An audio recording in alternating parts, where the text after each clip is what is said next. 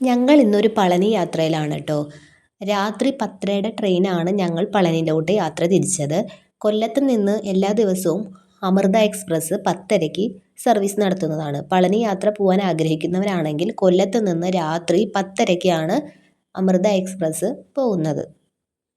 Amrita express start ചെയ്യുന്നത് ട്രിവാൻഡ്രത്തിൽ നിന്നാണ്. അത് 9:30ക്കാണ് കേട്ടോ സ്റ്റാർട്ട് ചെയ്യുന്നത്. അങ്ങനെ ഞങ്ങൾ പളനിയിലെത്തിയുള്ള കാഴ്ചകളാണ് നിങ്ങൾ കണ്ടുകൊണ്ടിരിക്കുന്നത്. ഒന്ന് ഫ്രഷ് ആവാൻ വേണ്ടി റൂം എടുക്കാൻ വേണ്ടി നടക്കുമായിരുന്നേ. അങ്ങനെ ഒരു റൂം കിട്ടി.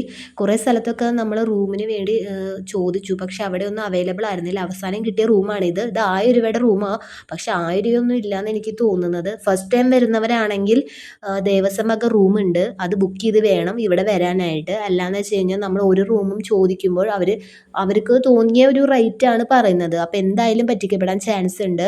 അപ്പോൾ ഫസ്റ്റ് ടൈം വരുന്നവരാണെങ്കിൽ ദേവസ്വം വക റൂമുകളുണ്ട്, അത് അവൈലബിൾ ആണ്. നമുക്കത് അറിയില്ലായിരുന്നു. ഞങ്ങൾ ഫസ്റ്റ് ടൈം വരുന്നതാണ്, പക്ഷെ ഞങ്ങൾക്കത് അറിയില്ലായിരുന്നു. പിന്നെ ഇവിടെ വരുമ്പോൾ പ്രത്യേകം ശ്രദ്ധിക്കേണ്ട ഒരു കാര്യമാണ്, നമ്മൾ ഈ നടന്നു വരുന്ന വഴിയിലൊക്കെ പലതരത്തിലുള്ള കച്ചവടക്കാരുണ്ട്. അതുപോലെ തന്നെ പറ്റിക്കാൻ വേണ്ടി നിൽക്കുന്ന ആൾക്കാരുണ്ട്. അതൊക്കെ ശ്രദ്ധയോടു കൂടി വേണം നമ്മൾ ഇങ്ങോട്ട് നടന്നു വരാനായിട്ട്.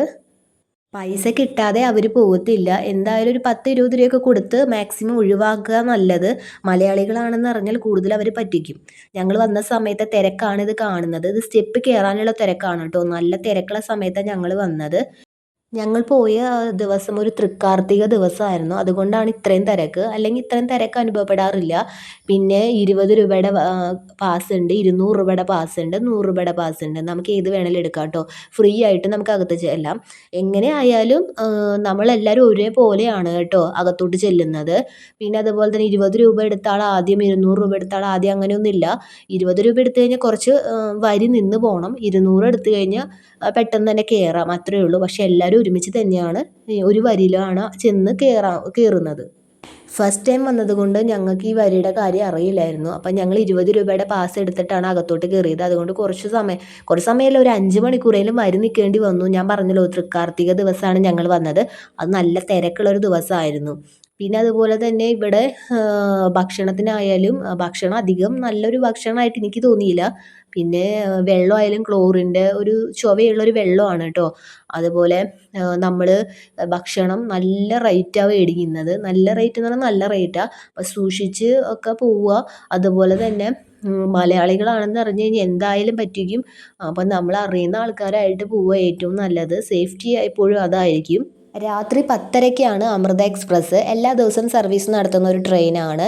അതുപോലെ തന്നെ വൈകുന്നേരം തിരിച്ച് 6:30ക്ക് നമുക്ക് അമൃത എക്സ്പ്രസ് സർവീസ് നടത്തുന്നുണ്ട്. തിരിച്ച് ഞങ്ങൾ റെയിൽവേ സ്റ്റേഷനിലോട്ട് വന്നത് കുതിരവണ്ടിയിലാണ് കേട്ടോ.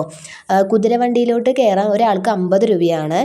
നല്ലൊരു എക്സ്പീരിയൻസ് ആയിരുന്നു. അങ്ങനെ ആ ഒരു ആഗ്രഹം സാധിച്ചു. കുതിരവണ്ടിയിൽ പോകണമെന്നൊരു ആഗ്രഹം ഉണ്ടായിരുന്നു. അങ്ങനെ കുതിരവണ്ടിയിലൊക്കെ കയറി നല്ല രീതിയിലൊക്കെ തൊഴാനൊക്കെ സാധിച്ചു. ആദ്യം കുറച്ച് ബുദ്ധിമുട്ടുണ്ടായിരുന്നു, വരി നിന്ന ഒരു ബുദ്ധിമുട്ട്, ക്ഷീണമൊക്കെ ഉണ്ടായിരുന്നു.